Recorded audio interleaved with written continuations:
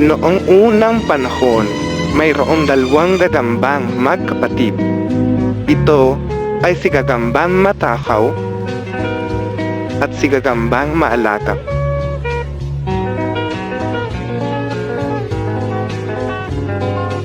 Tuwing umaga, ang Gagambang Maalaga ay masipag na naghahanap ng tipaklong upang ang kanyang minamahal na kapatid ay mayroong makain.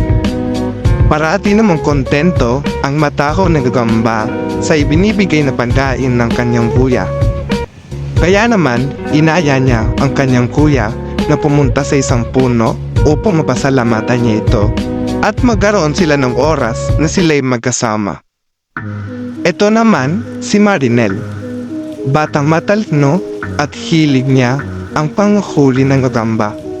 Sa mga oras na ito, siya ay kakawas lang mula sa kanyang paaralan at na may bigla siyang nakita. Dahan-dahan siyang naglakad at sa kasamaang palad ay nakita niya ang dalawang magkapatid na si Gagambang Matakaw at si Gagambang Maalaga.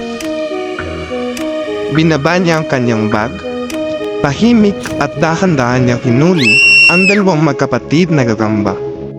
Umuwi si Marinel, dala-dala ang gagamba. Bilagay niya ito sa isang posporo at nilagay sa isang tabi.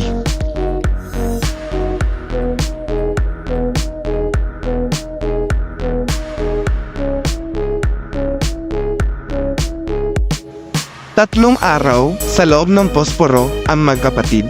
Sa unang araw ay pinagmamasdan lamang nila ang kanilang kapaligiran.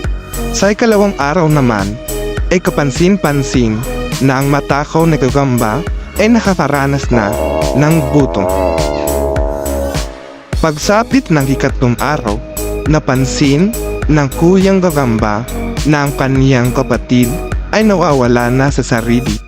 Dahil sa lubos na pagmamahal niya rito, ay hinayaan niya na kainin ang kaniyang katawan bilang solusyon sa kagutuman ng kaniyang nakababatang kapatid.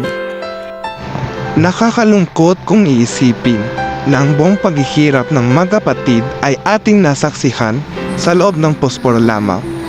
Nagpapakita ang kwento na ito na sa lahat, mga pagkabataan o matanda ay huwag sanang hulihin basta-basta ang mga gagamba na kanilang makikita, sapagkat sila rin ay likha ng Diyos at nararapat na maranasan din nila ang karapatan na meron ng bawat tao.